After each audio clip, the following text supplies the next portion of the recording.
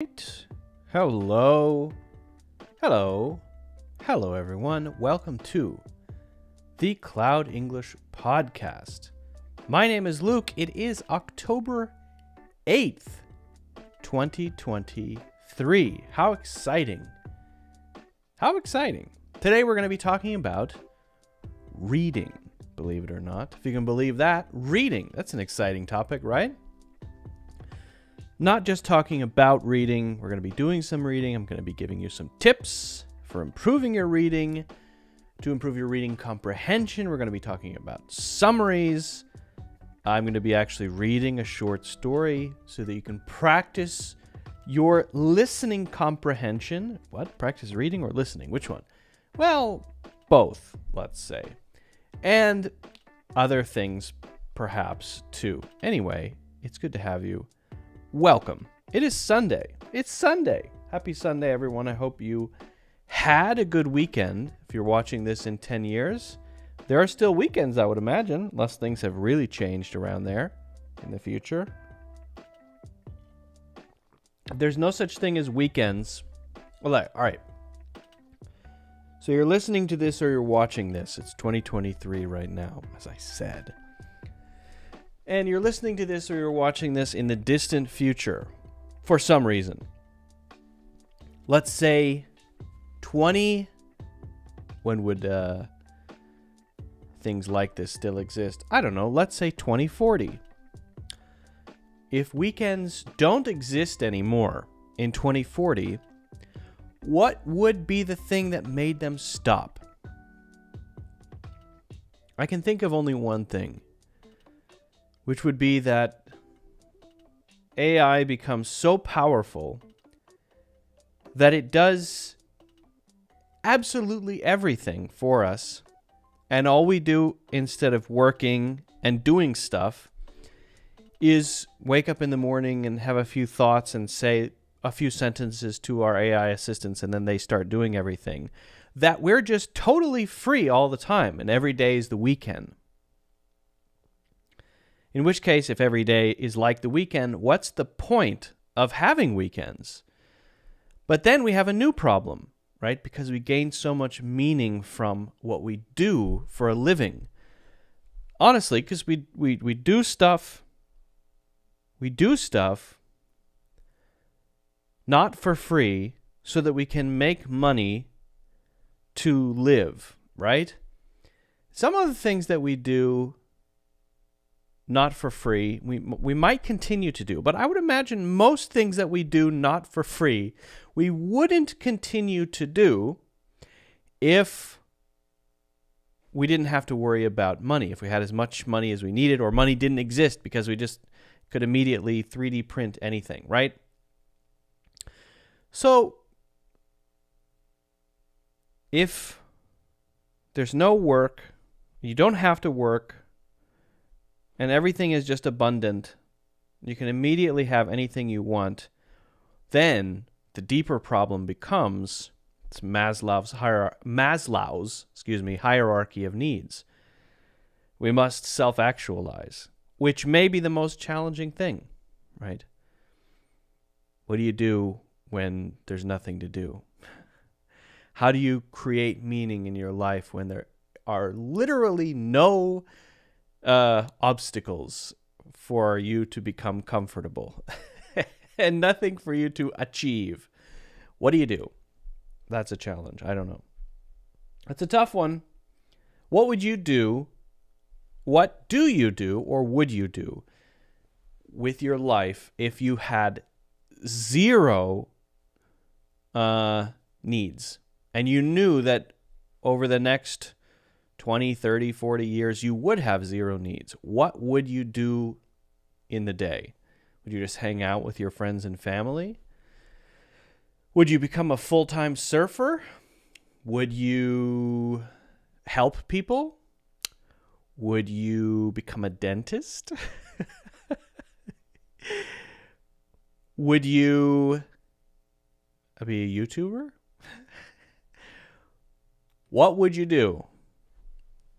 It's an interesting question. Anyway, let's get into it. Catherine says, I would volunteer. What kind of volunteering would you do? I'm curious. I don't think it's too far off. Maybe not that extreme, but at least to the point where, in, I don't know, 10 or 15 years, AI assistants can do most work, and we can just talk to them a little bit, and then that's our job. I don't think we're too far away from that. Anyway, so let's see. What is there at the top here that I want to mention? Anything? Everything? If you haven't already done so and you have just joined, well, welcome. Actually, if you've just joined or you're just listening or watching for the very first time, I don't know. You don't have to subscribe if you don't want to, because you might be just trying it out, seeing if you like these. However, if you regularly come back to watch and listen and you get value from that experience, then hit the like button and subscribe. Subscribe so that you can see future things. I'm putting out more videos per week now. Previously, I had been putting out 2. Now I'm going to be putting out 3 videos per week in addition to a live podcast episode. When I say live, I mean recorded live, which will be every Sunday. And so feel free to subscribe there. You can also get a free course, Natural English Conversations. That's in the links in the description. That course is a relatively short one, but has 8 lessons on how to have natural English conversations like it sounds. So grab that. That is free. And you can also get 30% off the monthly membership for a whole year. So if you want to access, if you've maybe checked out my courses in the past, if you want to access all of them that are on the website, you can go and review that. If you click through the link, it should give you 30% off for 1 year, but it's monthly. So it's monthly, so you can cancel anytime monthly. But it's 30% off for the first 12 months. If that makes sense, I hope it does. Catherine says, I would volunteer keeping seniors company and take them to their medical appointments. That is fantastic. I admire that. I can't say I would do the same. I would like to think that I would, but knowing myself, I probably wouldn't. If I'm not doing it now, I might. Yeah, who knows? I don't know. I won't sell myself short. Maybe that's what I would do. I don't know. Let's see. What else? If you're watching and you sometimes prefer to listen, you can click on the link in the description to check out the podcast version, listening only. Or if you're listening and you prefer to watch, then you can head over to Facebook and YouTube and watch. And there are advantages there because then you can see things. For example, sometimes I have slides on screen, or typing something, or showing something, or sharing something. So it can help to have the visual. Although I do try to bear in mind that a lot of people prefer to listen, and that's fine. And I try to make it a good listening experience as well. All right, that's it. Now we're going to read a short story later for listening comprehension. And, oh, thank you very much. Catherine says, nice background. Yeah, made it myself. Using AI. Hey. We're going to be reading The Necklace. And that's going to be more for listening comprehension. But first, we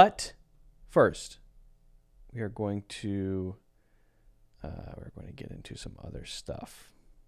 All right. So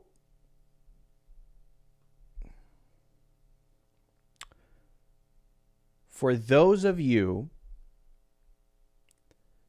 who read, Good for you. Maybe you read articles. Maybe you read books. Maybe you read short stories, whatever.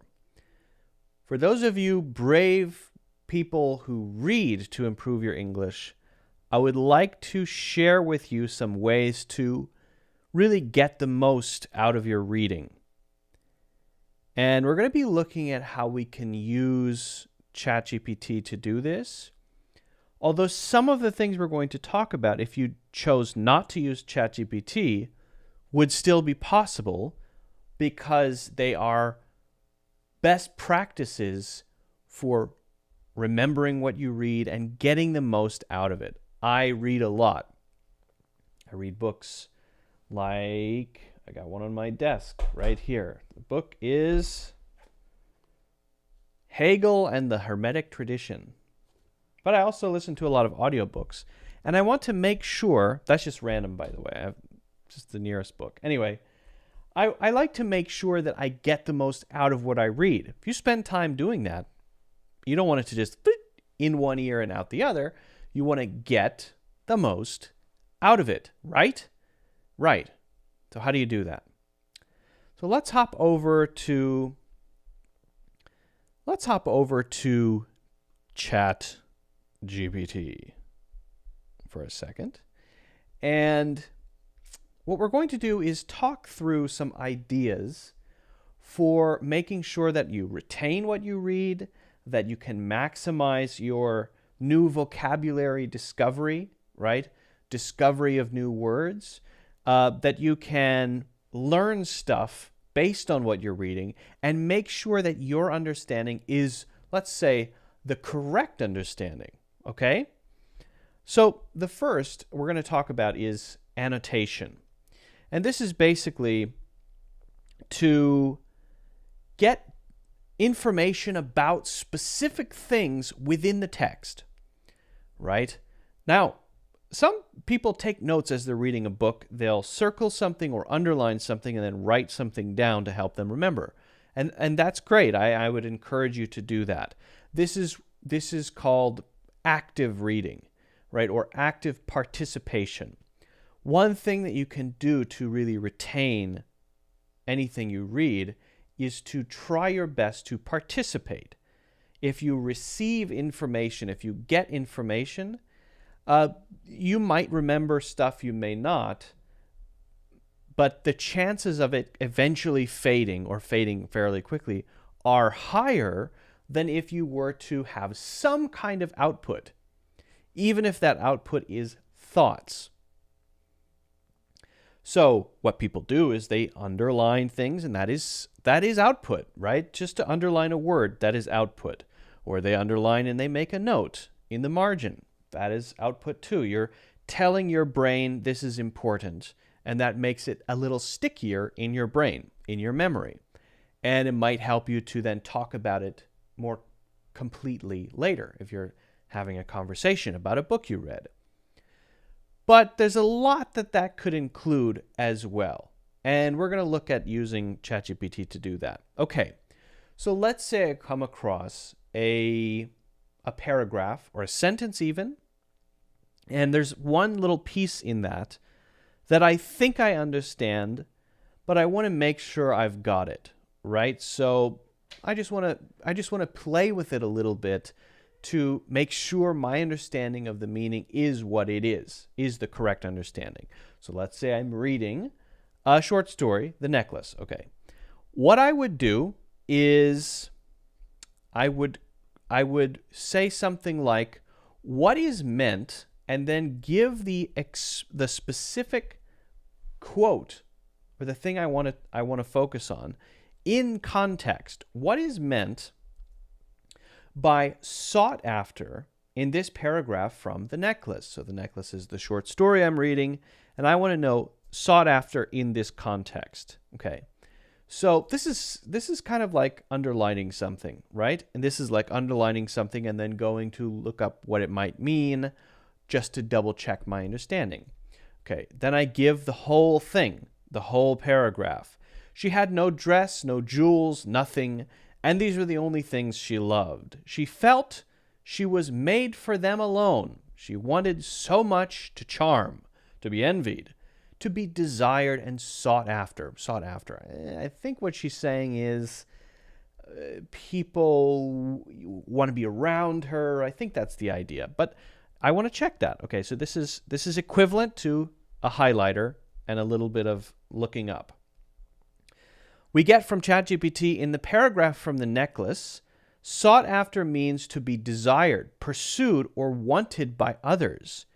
The protagonist, Mathilde Loisel, I think is how you say it, Loisel, I think, wishes to be someone whom people actively seek out or pursue, either for her beauty, grace, or social standing. Okay. She wants to be recognized, admired, and yearned for by others. The phrase emphasizes her deep longing for attention, validation, and admiration in society. The desire is central to the story's themes and the choices and actions of Mathilde throughout the narrative. Is it Mathilde or Mathilde? I think it's Mathilde. I could be wrong. So that's adding a lot, right? You're kind of fleshing out the little piece that you're underlining and getting a bit more context, checking your understanding. Good. Now, let me zoom in just a little bit here so we can see this a little bit better. Now, maybe I want to check my understanding based on the whole thing. I want to understand my overall comprehension. Or perhaps I'm struggling to understand. So you would provide the same paragraph and then say, reword the whole paragraph in a simpler way so that it is easier to understand. Okay. Now, there's a risk that by just sending this or requesting this right now, I will get the paragraph, the response paragraph. So I'm going to just provide it just to make sure it's super clear. Okay. She didn't have fancy dresses or jewelry, even though she loved them. She believed they were meant for her. She wished to be charming and wanted others to envy and desire her. Well, that's it, right? That is a simplified version. So if you ever come across when you're reading something, a really dense paragraph, and you're sitting there trying to just understand what the heck is this paragraph all about, you can use this very simple prompt. Reword the whole paragraph in a simpler way so that it is easier to understand, and then provide that paragraph that you're struggling with. Then read the simple version. Oh, okay, that's pretty easy to understand. Then go back and make sure you understand the original. Now that you know what it is saying, you can go back, you can review it, and you can connect the dots together, okay? Good. Now, we could do a variation of this, which would be to simply ask for an explanation of the meaning. This is, just a follow-up thing. There are a lot of ways to play with this and to interact with a text. I think that's the most important thing to take away is what we're doing is interacting with the text now. And by having that interaction, that is our kind of output. We're not writing a summary. We don't have to. We're not doing too much. We're just interacting with it a little bit. And that is one of the things that makes it easier to remember, that increases retention. Okay, so simply explain the meaning of the whole paragraph. The woman lacked luxury items like fancy dresses and jewelry, but she deeply desired them. She believed she deserved such things and wanted to be admired and desired by others because of them. So in this case, the explanation of the meaning and the variation are pretty similar, but if it's longer or more dense, we might get a simpler response, easier to digest if we ask for the explanation. Okay. Now, we might go a little bit further with our output when we're reading this. Whatever it is, again, we could be talking about an article, a novel, dense philosophy, right? We might want to have a discussion with ChatGPT about the text and actually try to pick ChatGPT's brain a little bit. Now, this is something that's a little bit more challenging to do without ChatGPT, right? If you have someone else who's reading along with you, you can go back and forth and discuss it. That's, I would say, the value of a book club, to check your understanding. I would encourage you to join a book club. Those can be great.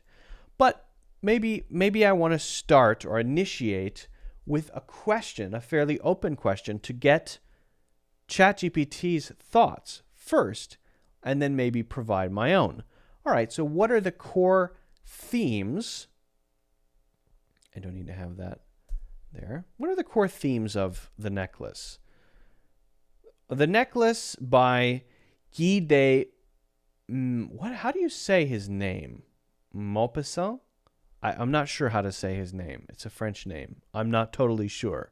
Touches on several core themes. Pride and envy. Matilda's deeply unsatisfied with her social standing. Deception and appearance versus reality. The beautiful necklace that appears to be made of diamonds and represents wealth and status. Okay, spoilers, okay. The consequences of choices. Matilda's decision to borrow the necklace and her subsequent choice not to inform Madame Forrester of its loss led to a decade of hardship for Louiselle.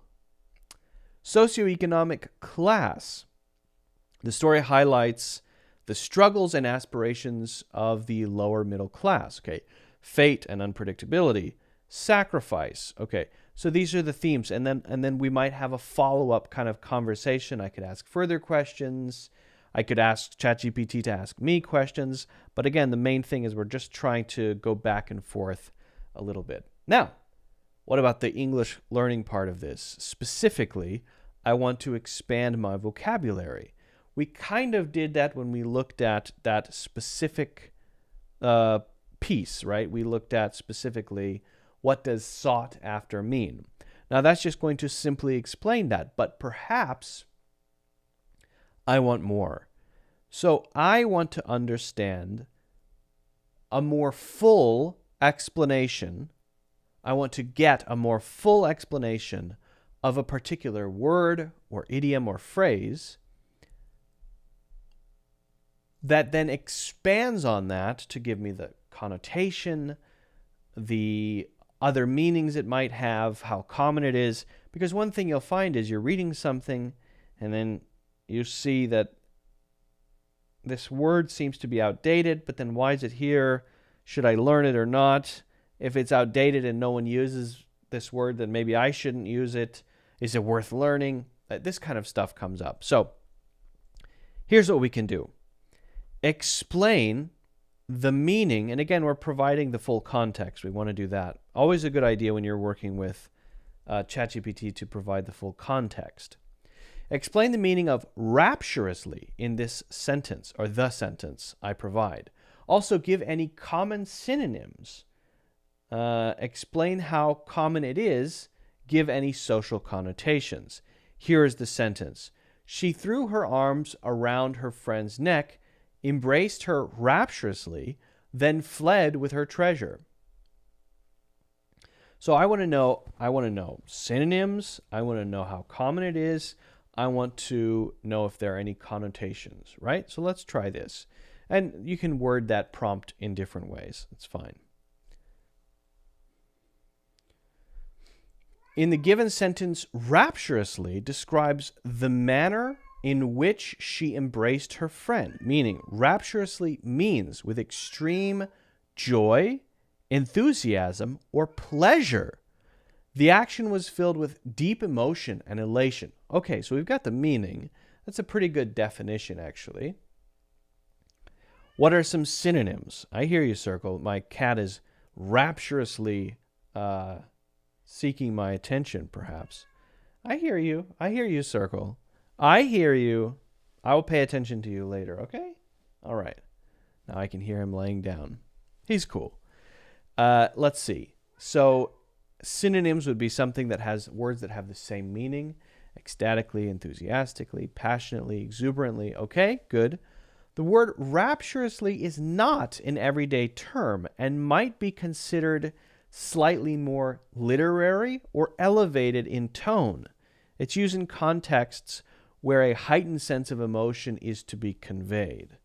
Okay, so that helps. It's not an everyday term. So maybe I wouldn't just walk around using rapturously all the time. I would say that's accurate. I don't think I've really used it ever, maybe, but I do know it. Why do I know it? Because I've read a lot of literature, so I've read it. But I don't think I've ever said it because it's not very conversational. Using social connotations, using rapturously often suggests a sense of intense happiness or deep emotional connection. There isn't a strong negative or positive connotation to the word itself. However, in contexts, it generally leans toward a very positive euphoric feeling. Okay, good. So we get the idea, and we know that it's not very common, and we have the connotation, so that's useful. So you can do that when you discover or find a new word that you want to understand more deeply. All right. Now we might take it a little bit further, and again, I'm encouraging you to kind of play around with this. What I'm giving you are not the only ways that you can interact with a text or something you're reading. There are a lot of ways to do that. But I'm just giving you some ideas to use ChatGPT as a partner to annotate, to do active reading, to define, to review, right? Create a challenging quiz to test my understanding of the short story The Necklace with different types of questions. Okay, so let's try this. I want to actually see how well I remember the story itself. Multiple choice. What does Mathilde Loisel envy the most about other women? Their husbands, their friendships, their wealth and possessions? I'm going to go with C. True or false? Mathilde believes she was born into a life below her deserving, and she would have been... Mathilde believes she was born into a life below her deserving, and she should have been born into a life of luxury. True? Okay, there's a short answer. I'm going to skip that one. But I could do that and then ask ChatGPT to give me feedback on that. Okay, so matching different question types. So you can ask for anything, quizzes, discussion questions, whatever it is, right? And if you're a teacher, this could be a very powerful tool for generating discussion questions based on something that you're teaching, right, to your students. So that's another very powerful way to use tools like ChatGPT. So play around with this, and I would encourage you to do it for anything you're reading, to have it open as you're reading whatever you're reading, and to read consistently. That's very important. If it makes reading more enjoyable, great, right? Great. Use it as a tool. Right? That's what I do. Often when I'm reading online, I have it open. If I want to explore something more deeply, if I want to remember something, I do this pretty regularly, actually, as a way to, again, increase my comprehension, to interact with the text a little bit, to do active reading so that it sticks better, so that I can actually talk about what I've read, which in my view is an important thing to be able to do. Okay, if you have any questions about this, let me know. Let me know how it goes in the comments. If you haven't already done so, don't forget to hit the like button and subscribe. And also, get a free course, Natural English Conversations, in the links in the description. Okay. Catherine says, what's Hegel about? That's a big question. So, just to quickly answer that, I suppose, Hegel, German philosopher, who had a very big influence on the history of particularly Western philosophy, who had an influence on Karl Marx, And he had this idea that the world, the universe, was all spirit moving toward a point of kind of higher knowing, right? An unfolding process. And history is part of that unfolding process. And as part of that, there's a famous piece that I think more people know about, where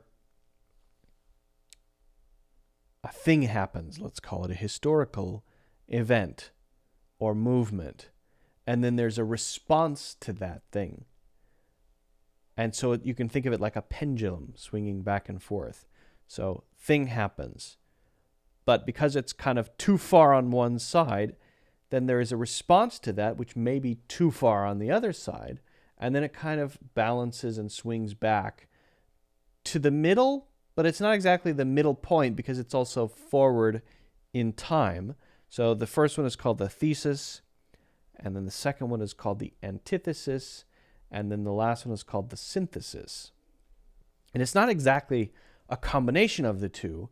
It's sort of taking both into consideration as this sort of unfolding throughout history happens over time. This is the basic idea.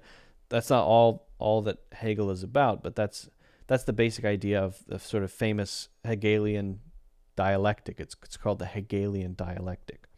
For Hegel, this was a spirit thing, right? So the movement of spirit or reason through time in this kind of unfolding process of history. But then Marx took the idea from Hegel and made it more about the world, the real world, politics, and power. And so he sort of, as I understand it, I haven't read much Marx, to be honest. Marx's Hegelian ideas kind of physicalized in a way. That's kind of my understanding. I could be wrong because I haven't read a lot of Marx, and Hegel's difficult too. But so the book that I had here, I haven't. I've only just recently started it, but so apparently Hegel and the Hermetic tradition, apparently, whoever wrote this book, Glenn Alexander McGee, thinks that Hegel was inspired by or influenced by the Hermetic tradition, which is interesting. How could that be? Well, in the Hermetic tradition, all is mind. So essentially, everything is mental. We're living in the mind of God.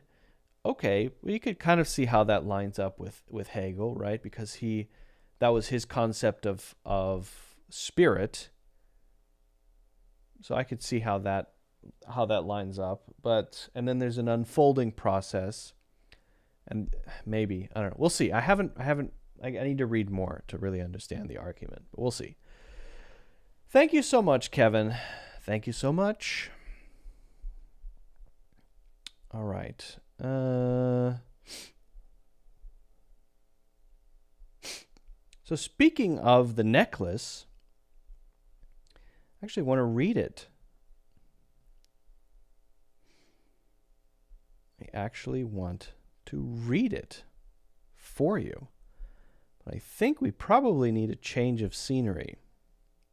What do you think? How about this? Kind of a French town going on here. Bit of a French town. Can I get some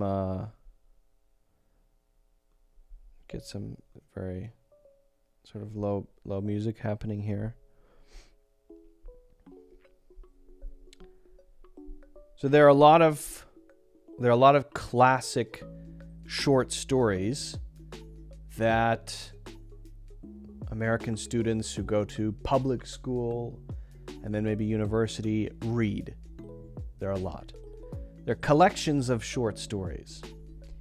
And one of them that is often read is called The Necklace. There are many more.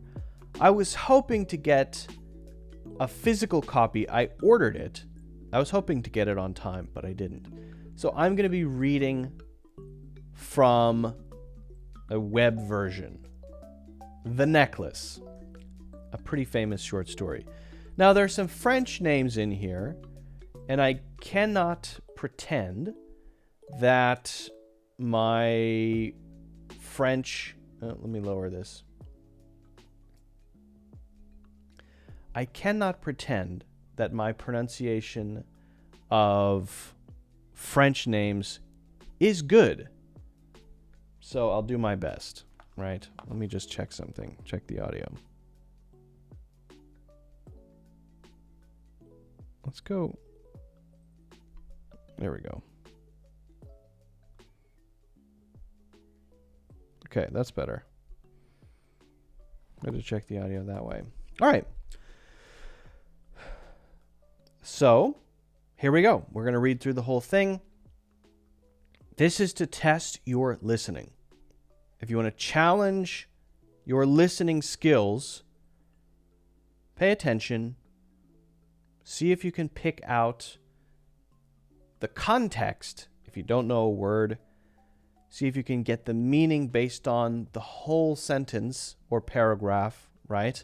Don't give up if you don't understand something. Don't say, okay, this is too hard, right?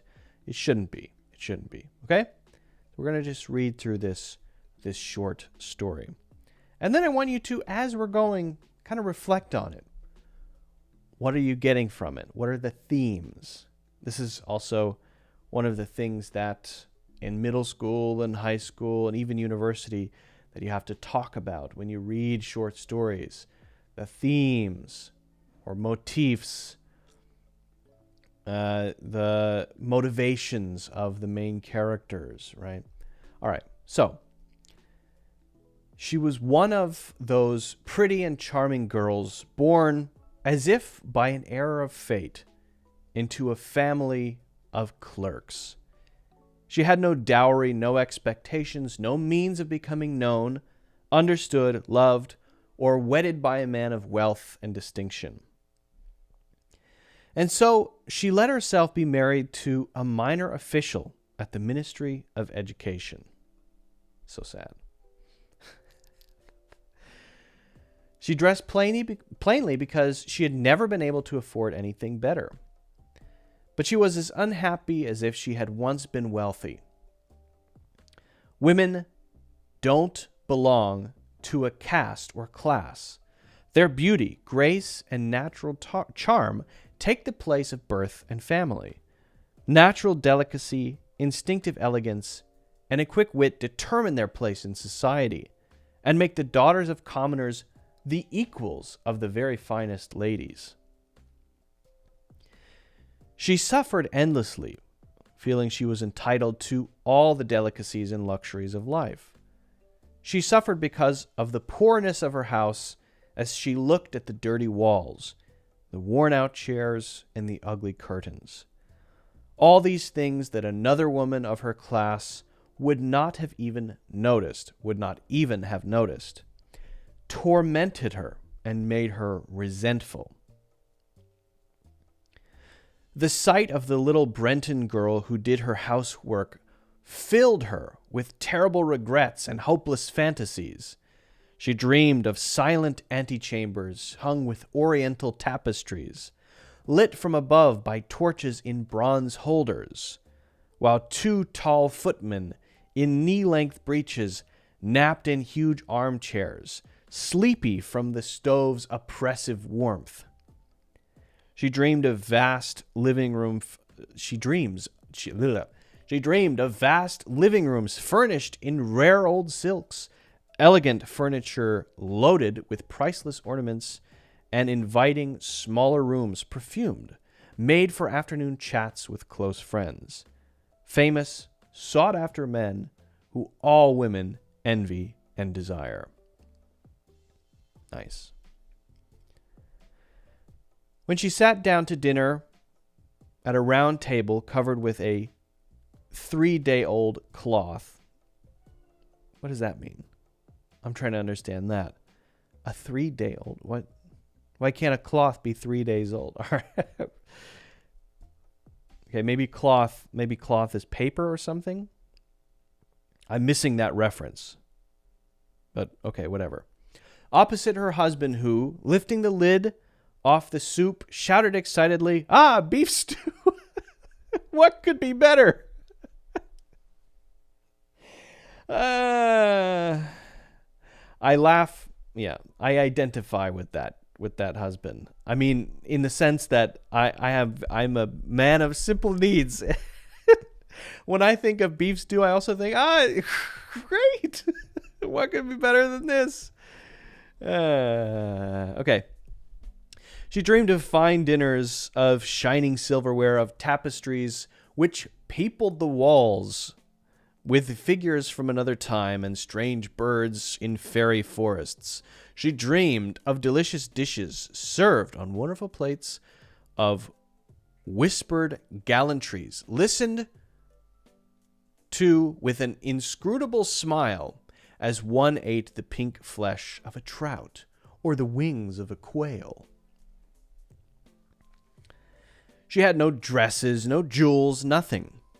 And these were the only things she loved. She felt she was made for them alone. She wanted so much to charm, to be envied, to be desired and sought after.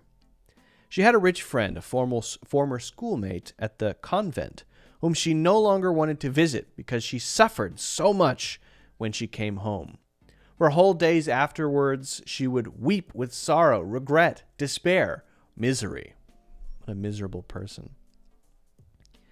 One evening, her husband came home with an air of triumph, holding a large envelope in his hand. "Look," he said. Hold on a second. There we go. A cat rubbing against my leg. All right. "Look," he said. "Here's something for you." She tore open the paper and drew out a card on which was printed the words, "The Minister of Education and Mademoiselle Georges Jamponneau." I'm just guessing the French pronunciation. That's a French name. I apologize if my pronunciation of French names is not on point.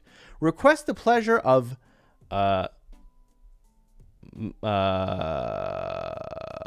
Monsieur and Madame Louisel's company at the ministry on the evening of Monday, January 18th. Instead of being delighted, as her husband had hoped, she threw the invitation on the table resentfully and muttered, "What do you want me to do with that?" "But, my dear, I thought you would be pleased. You never go out, and it will be such a lovely occasion. I had awful trouble getting it. Everyone wants to go. It is very exclusive, and they're not giving many invitations to clerks. The whole ministry will be there." She stared at him angrily and said impatiently, "And what do you expect me to wear if I go?" He hadn't thought of that. He stammered, "Why, the dress you go to the theater in. It seems very nice to me." Again, I think he's such a guy, a man, you know. That one looks good. That's not how it goes when you've got a wife, okay? He stopped stunned, distressed to see his wife crying. 2 large tears ran slowly from the corners of her eyes towards the corners of her mouth. He stuttered, "What's the matter? What's the matter?" With great effort, she overcame her grief and replied in a calm voice, as she wiped her wet cheeks, "Nothing. Only I have no dress, and so I can't go to this party. Give your invitation to a friend whose wife has better clothes than I do." He was distraught, but tried again. "Let's see, Mathilde." I think that's how you say that, but I could be wrong. Again, the French names, I apologize. "Let's see, Mathilde. How much would a suitable dress cost? One which you could use again on other occasions. Something very simple?" She thought for a moment, computing the cost, and also wondered what amount she could ask for without an immediate refusal and an alarmed exclamation from the thrifty clerk. At last, she answered hesitantly, "I don't know exactly, but I think I could do with 400 francs. He turned a little pale because he had been saving that exact amount to buy a gun and treat himself to a hunting trip the following summer in the country of Nanterre with a few friends who went lark shooting there on Sundays. However, he said, "Very well, I can give you 400 francs, but try to get a really beautiful dress." The day of the party drew near, and Madame Loisel seemed sad, restless, anxious. Her dress was ready, however. One evening, her husband said to her, "What's the matter? You've been acting strange these last 3 days." She replied, "I'm upset that I have no jewels." "I'm upset that I have no jewels. Not a single stone to wear. I will look cheap. I would almost rather not go to the party." "You could wear flowers," he said. They are very fashionable at this time of year. For 10 francs, you could get 2 or 3 magnificent roses." She was not convinced. "No, there is nothing more humiliating than looking poor in the middle of a lot of rich women." "How stupid you are," her husband cried. "Go and see your friend Madame Forestier, and ask her to lend you some jewels. You know her well enough for that." She uttered a cry of joy. "Of course! I had not thought of that." The next day, she went to her friend's house and told her of her distress. Madame Forestier, it's not Forestier, it's Forestier, right? Somebody help me with the French pronunciation. Forestier. E-A. Madame Forestier. Forestier? I don't know. Went to her mirrored wardrobe, took out a large box, brought it back, opened it, and said, "Madame Loisel, choose, my dear." Basically, whatever you want. I'm not supposed to explain things. Oh, yeah. First, she saw some bracelets, then a pearl necklace, then a gold Venetian cross set with precious stones of exquisite craftsmanship. She tried on the jewelry in the mirror, hesitated, could not bear to part with them, to give them back. She kept asking, "You have nothing else?" "Why, yes, but I don't know what you like." Suddenly, she discovered in a black satin box a superb diamond necklace, and her heart began to beat with uncontrollable desire. Her hands trembled as she took it. She fastened it around her neck, over her high-necked dress, and stood lost in ecstasy as she looked at herself. Then she asked anxiously, hesitating, "Would you lend me this? Just this?" "Why, yes, of course." She threw her arms around her friend's neck, embraced her rapturously, then fled with her treasure. The day of the party arrived. Madame Loisel was a success. She was prettier than all of the other women, elegant, gracious, smiling, and full of joy. All the men stared at her, asked her name, tried to be introduced. All the cabinet officials wanted to waltz with her. The minister noticed her. Ooh, the minister. She danced wildly with passion, drunk on pleasure, forgetting everything in the triumph of her beauty, in the glory of her success, in a sort of cloud of happiness, made up of all this respect, all this admiration, all these awakened desires, of that sense of triumph that is so sweet to a woman's heart. She left at about 4 o'clock in the morning. Her husband had been dozing since midnight in a little deserted anteroom with 3 other gentlemen whose wives were having a good time. She threw over her shoulders the clothes he had brought for her to go outside in, the modest clothes of an ordinary life, whose poverty contrasted sharply with the elegance of the ball dress. She felt this and wanted to run away so she wouldn't be noticed by the other women who were wrapping themselves in expensive furs. Louiselle held her back. "Wait a moment. You'll catch a cold outside. I'll go find a cab." But she would not listen to him and ran down the stairs. When they were finally in the street, they could not find a cab and began looking for one, shouting at the cabmen they saw passing in the distance. They walked down toward the Seine in despair, shivering with cold. At last they found on the quay one of those old nightcabs that one sees in Paris only after dark, as if they were ashamed to show their shabbiness during the day. They were dropped off at their door in the Rue des Martyrs, and sadly walked up the steps to their apartment. It was all over for her, and he was remembering that he had to be back at his office at 10 o'clock. In front of the mirror, she took off the clothes around her shoulders, taking a final look at herself in all her glory. But suddenly she uttered a cry. She no longer had the necklace around her neck. Wow.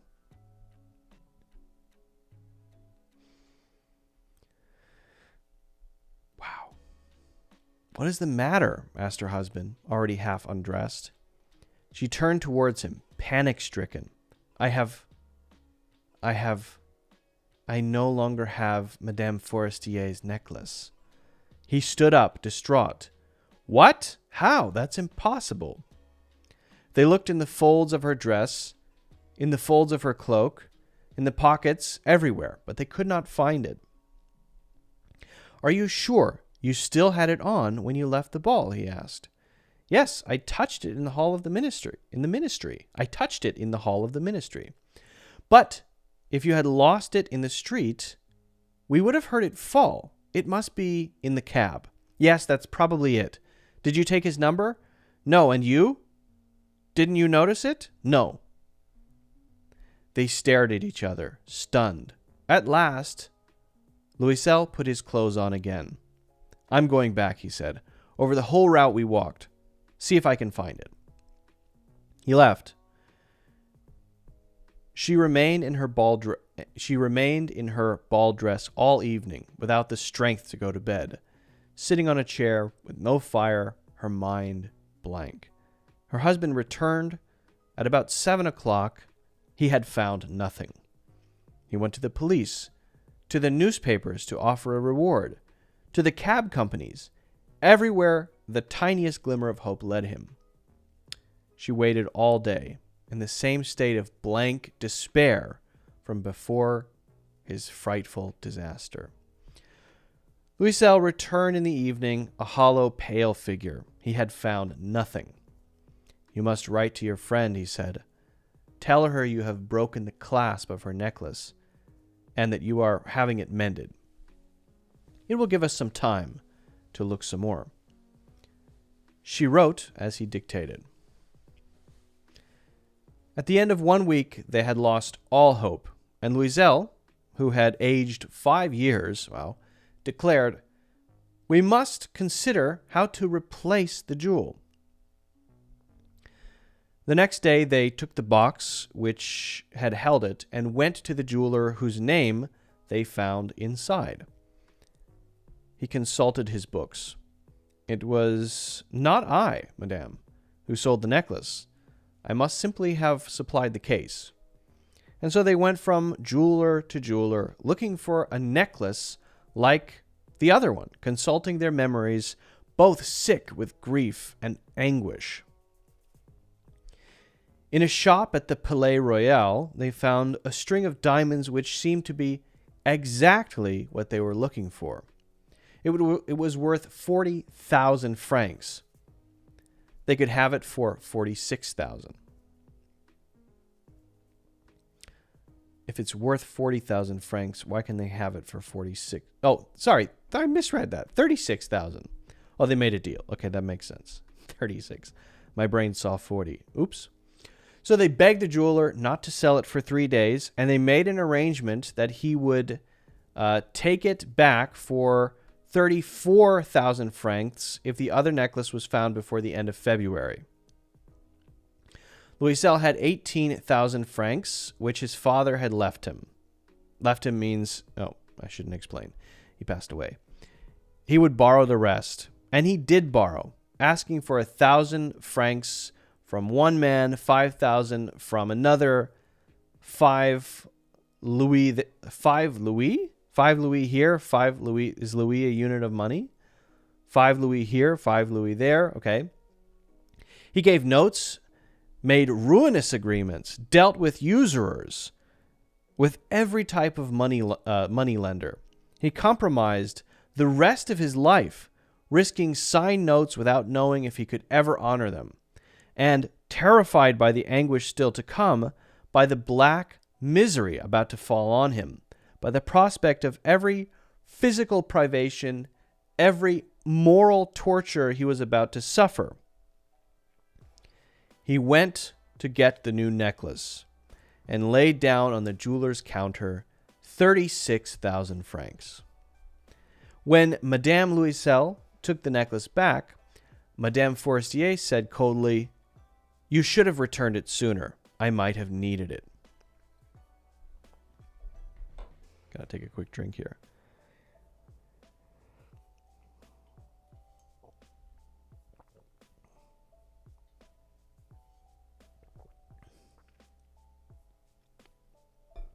Drink break. To the relief of her friend, she did not open the case. If she had detected the substitution, what would she have thought? What would she have said? Would she have taken her friend for a thief? From then on, Madame Louisel knew the horrible life of the very poor. But she played her part heroically. The dreadful debt must be paid. She would pay it. They dismissed their maid. They changed their lodgings. They rented a garret under the roof.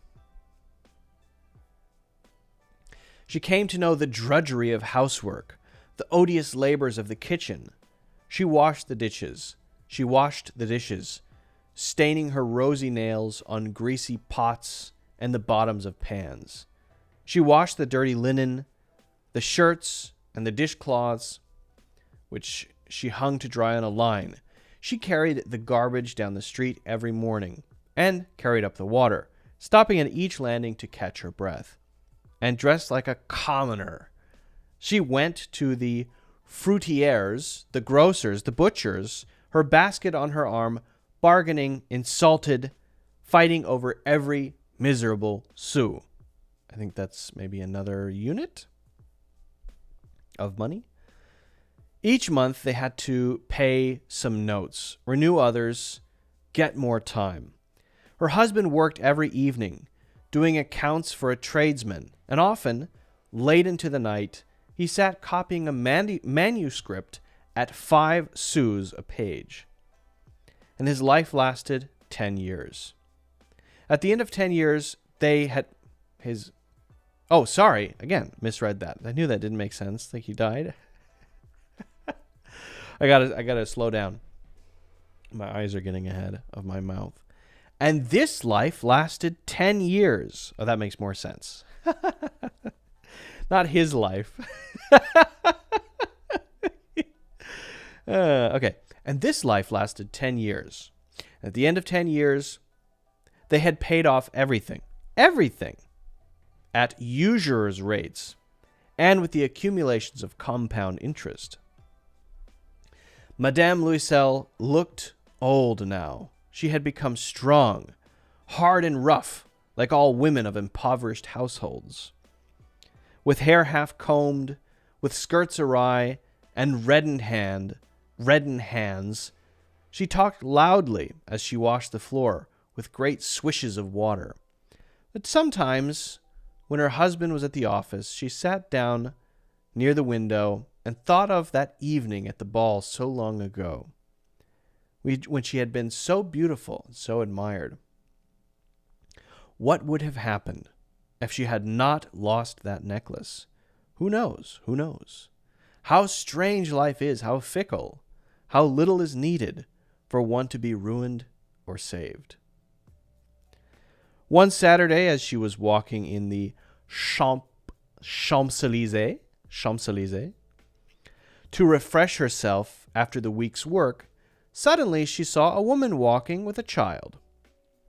It was Madame Forestier, still young, still beautiful, still charming.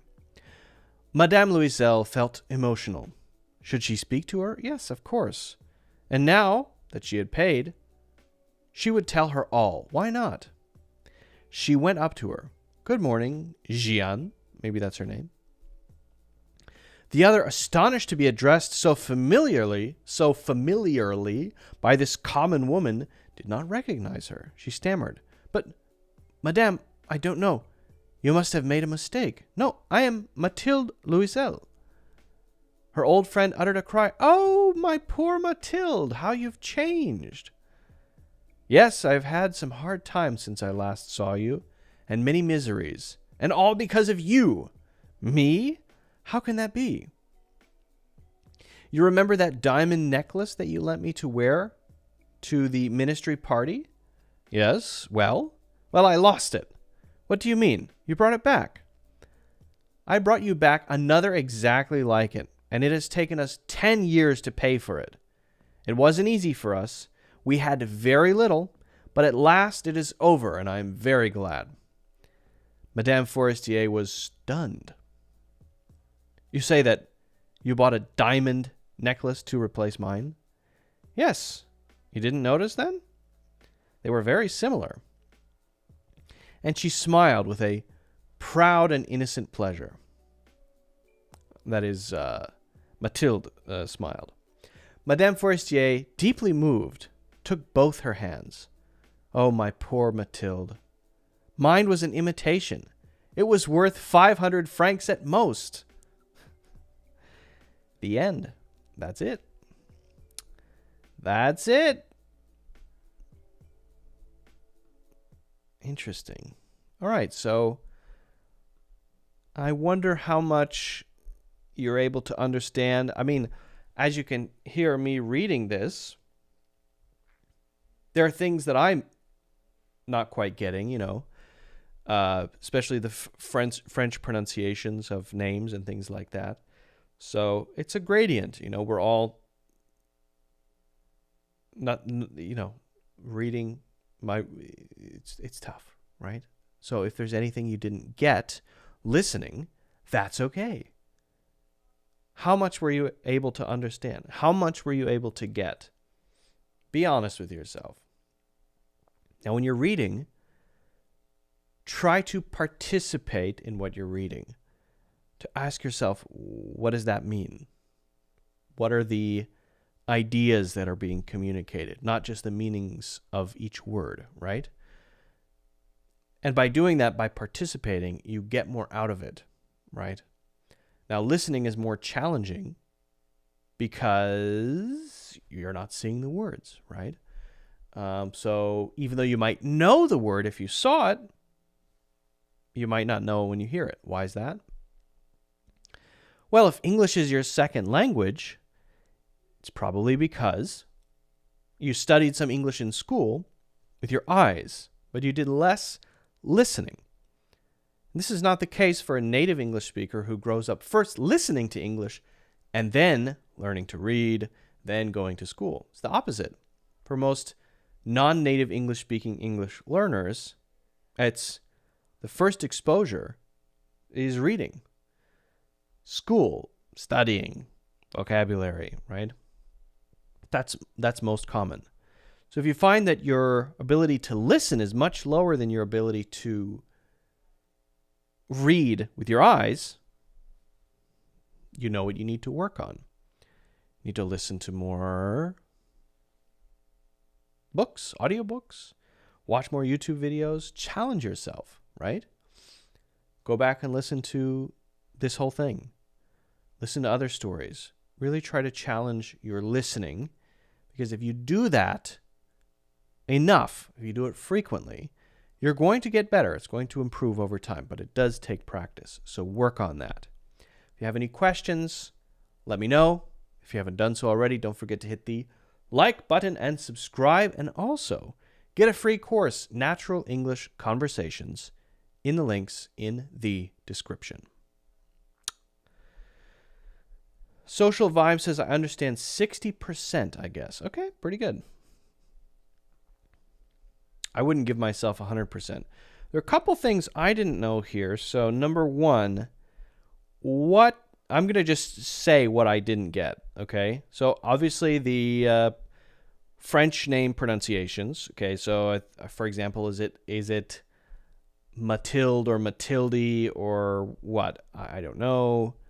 Madame and Mademoiselle, I think I got. But there are a couple of place names that I just have no idea. Like toward the sea, this Seine, Sien. I don't know. And then the rue, Rue, de martyr in English, but how do you say that with the French pronunciation? I don't know. Rue des Martyrs doesn't sound right in English, right? It's got to be more French pronunciation, but I don't know. And then the SOU and Louis and SOU. So are Louis and SOU, are these...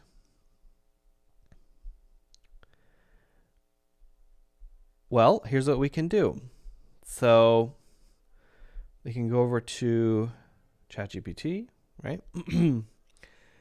And let's see if we can find an example, because I don't know these units. I know francs, right? So my guess is that a franc is bigger than a louis, and a louis is bigger than a roux.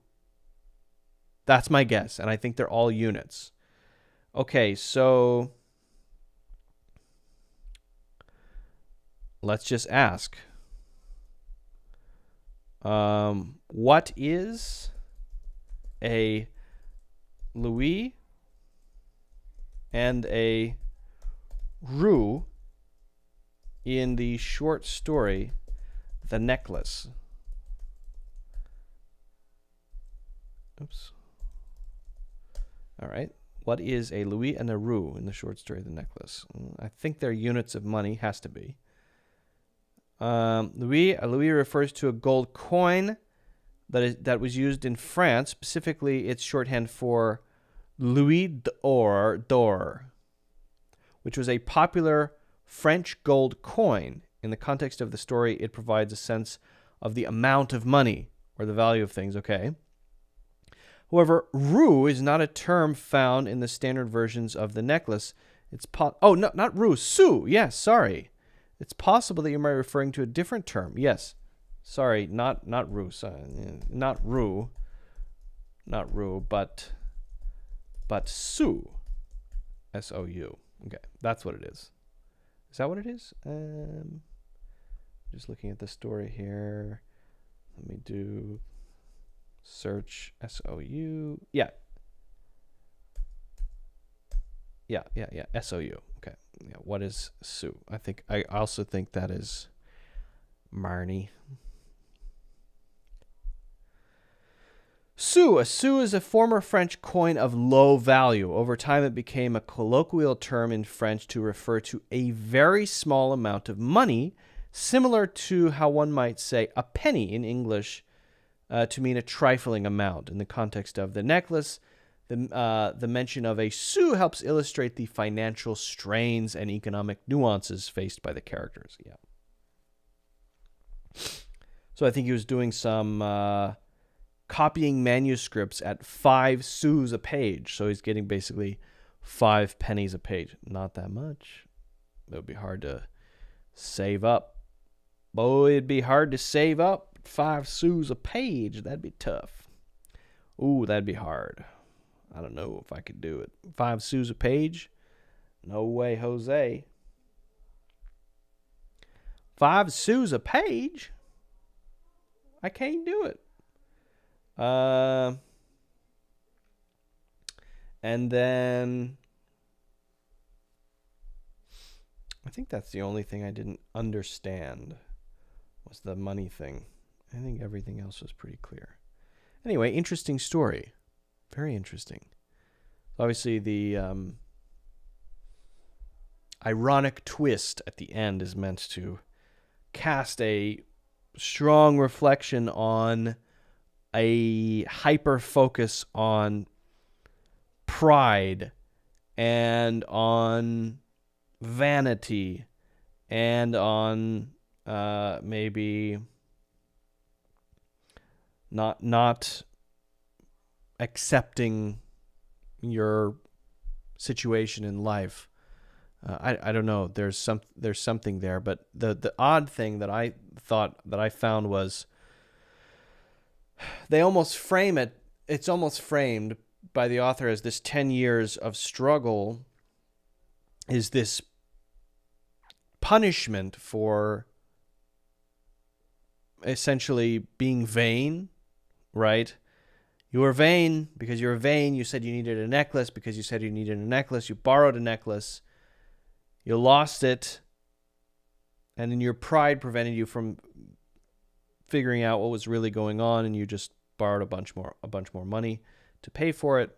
So this is all back to your pride and your vanity, and therefore you'll be punished for 10 years. Whereas my natural reading of that is more like at 10 years, you learned how to maybe not enjoy, but find, hopefully, what is valuable in life. It's not punishment. It's more like that. This is real life, right? Real life is hard for everybody. And yeah, get down and work hard wherever you are, whatever is going on. You know, don't stress because you don't have something. Do what you got to do. And it can be a lot of meaning there in that toil, I think. And so I read it more that way, but that might be not the intended reading. I don't know. Okay. Well, let's go on.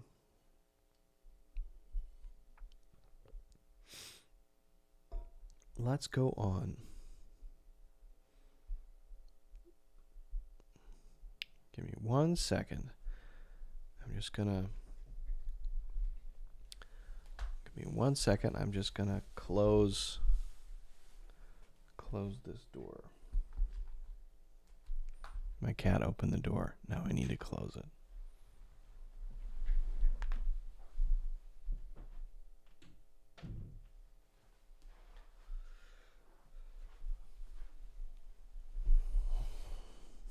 All right.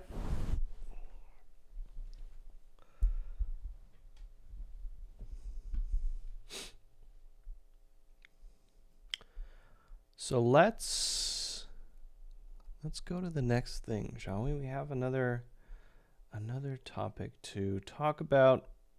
We're going to go on to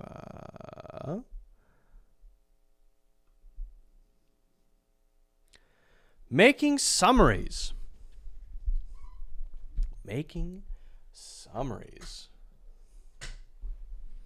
Good.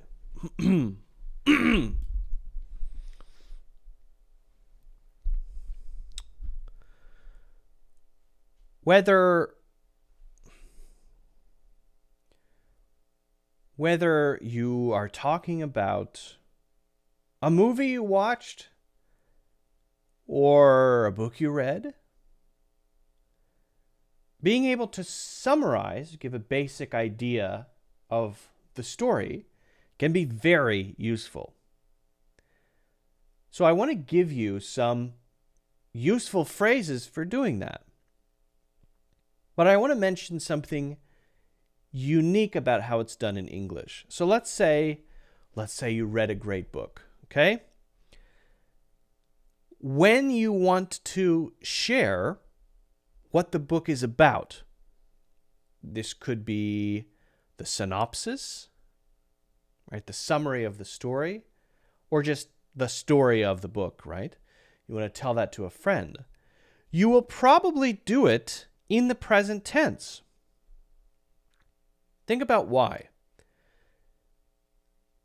Well, you could go read that book right now, and then you would be going through it in the present, right? Or you could go watch that TV show. Walter White is a chemistry teacher who decides to. Present tense. You could go do that right now. So often when we're giving summaries, particularly of movies, TV shows, books, stories, we use the present tense. It gets a little trickier when we're talking about our own experiences within that retelling. If you're zooming back to yourself in the movie theater, thinking about what's happening in the movie, then you might switch to the past tense. And I couldn't believe that he is. Could be how you say that. Right? Maybe. Or I couldn't believe that he decides. It could be. So it can get a little tricky there. But let's put that aside. I want to focus on the most useful phrases that we might use to give these summaries. So let's start with setting. Setting is where and when a story takes place. Simply, we could say it takes place in. The whole book is set in. Most of it happens at. So maybe it takes place in the 1930s or during the Great Depression. The whole book is set in space, on the moon, right? The setting is the time and place of the story, right? If we go back to Breaking Bad, right? Set in, I believe, Phoenix, Arizona, right? I think it's Phoenix. Or New Mexico. Is it Albuquerque, New Mexico? It might be, it's the Southwest. It's been a while since I've seen it. I forget. It's the Southwest. So Albuquerque, I think it might be Albuquerque. Most of the series happens at a bar. So maybe there's a few TV series that take place mostly inside of a pub, right? Or at a bar or at a particular restaurant. That's actually a common feature of some sitcoms, for example. So that could be the setting. We could talk about the characters. The main character is. Then you could say something about the main character, maybe. Selfish cheerleader, a greedy dentist, something like that. The main character is maybe a rugged swordsman. Or you might say something about the character there. A rugged swordsman with a dark past, seeking vengeance for the death of his pet turtle, right? Okay, so that's a description of the main character. Now I know. Now, to say that more conversationally, you're telling someone about this story. So, okay, there's this girl, and she can make things explode with her brain. So she can look at something and it explodes. And that is relevant later, so remember that. Okay, so I'm telling you what happens. I'm introducing characters so that then what I say later in the summary makes sense, right? Her best friend lives right next door. And at night, they often sneak out and wreak havoc on the neighborhood on roller skates with flamethrowers, right? So we're just introducing characters. Her best friend, her neighbor, her cat, her dog, his uncle, his closest ally, his bitterest enemy, right? That sort of thing. We're bringing up characters. Now, what about some specific story points? Let's talk about some phrases that we might use to talk about those story points. So we have some characters. We've introduced them. We're talking about what's happening. And then I want to bring up some dramatic point of drama, an exciting thing that happens in the show, in the movie. What they don't realize is a tsunami is about to sweep through the city. So I'm telling you that. The characters don't know that yet in the retelling, right? But I'm trying to tell you what's going on so that there's some context, right? Or maybe to build up some anticipation, right? She has no idea that her best friend is actually a Russian agent who's been spying on her family for the last 10 years. Oh, okay. I'm interested. She has no idea. So I'm telling you a plot point, right? This is when things get crazy. So this is where there's a turning point, right? We've gone up to this point. I'm telling you what's going on. And then, there's a turn. Something happens after the tsunami. Once they realize she's a spy, then things get crazy. And again, I'm giving you more phrases that are useful for a conversational summary of a movie, TV show, or story, or book, or whatever, right? This is not a formal summary of something. This is how you would do it more conversationally. One of the coolest parts is, now this is where you're talking about your feelings about the story as it happens. One of the coolest parts is when, so they find out she's a spy, right? And then they confront her at her house. And when they open the door, right, it's filled with agents. And they're all armed. And so then it turns into a car chase. Okay, so that's maybe one part that I think is very exciting or interesting. And one very cool sort of sentence that is often used to describe this sort of mayhem or craziness is, all hell breaks loose. All hell breaks loose when they get trapped, or they're being chased, or they discover, right? This is when things get crazy. This is when things get wild, insane. All hell breaks loose. My favorite part, this is a simple one. My favorite part is when, now be careful there because you might want to avoid giving away part of the story. Sometimes you don't want to reveal something if you want to entice your friend to watch the show, to read the book. So my favorite part is when, I almost said it, but I don't want to give anything away. Giving something away would be revealing something I shouldn't reveal, because that would then remove some of the suspense for you, because you should watch it, you should read it. Or we use spoilers. I don't want to spoil anything. There's a pretty insane twist. I don't want to spoil anything, though. But now, that could be a spoiler. Just saying that there's an insane twist, right? It could be a spoiler. So even saying that might be too much. Hey, don't tell me there's a twist, right? A twist is when things are going this way, you expected it to be that way, and then I found out it's not actually a village in the 1850s, it's actually the modern day, and this is a special community that's been set up by a university professor who wants to live like it's the 1860s, and they set up a no-fly zone. Oh, big twist. That would be the story. That would be the plot of The Village, that M. Night Shyamalan movie. Or, he's been dead the whole time, the whole movie. Okay, he's a ghost. Great. So that's the twist. And an insane twist would be very shocking, very surprising. I don't want to spoil anything. I don't want to spoil anything would be when you want to avoid giving away something. I don't want to spoil that we're going to do a summary, but I just did by accident because I showed it. Is it like spoiling, like vegetables spoiling? Yeah, kind of. Because if you say something, then they know, and that takes away the suspense. A quick anecdote here.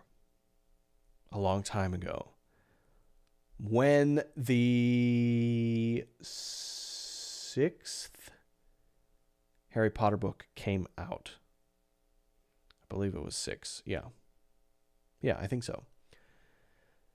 I was in line to get it. There's a huge, long line to get the latest Harry Potter. Somebody had got their book and then immediately skipped to the end. They saw, the thing that nobody knew at the time, Dumbledore dies. I don't think I'm spoiling anything there, right? Hopefully. It's been many years, right? So hopefully I'm not spoiling anything. 20 years. There's a 20-year expiration on things being spoiled, I think. So someone then that person drove by the entire line in front, this line of hundreds of people waiting to get their books, and they screamed out the car window, "Dumbledore dies!" And everyone was furious. It was very memorable, and I've never seen such rage from so many people at one time. Maybe we would say, again, as part of the feelings that we would have throughout the story, I didn't expect this or I didn't expect that. I didn't expect someone to drive by the line and give away the ending or spoil the ending. I didn't expect the whales to become such a major part of the story. Like in the latest Avatar movie. The whales, I thought they were just whales. And then suddenly they're a big part of the plot. Cool. I didn't expect that, right? So let's put all this together. We're going to put it together in an example summary. Let's just read through it, okay? Here we go. We're going to look at the summary so that we can read through it. This is using the phrases we've talked about. I want to give you a sense for how to use these naturally. Have you heard about the book Shadows of Tomorrow? It takes place in a post-apocalyptic world where most cities are abandoned and nature has taken over. The whole book is set in the remnants of what was once New York City. The main character is a young woman named Lila who's trying to find her lost family. So there's this girl, Lila, right? She's brave, curious, and has a mysterious past. Ooh. She meets, now notice the present tense, she meets a group of survivors who seem friendly and kind.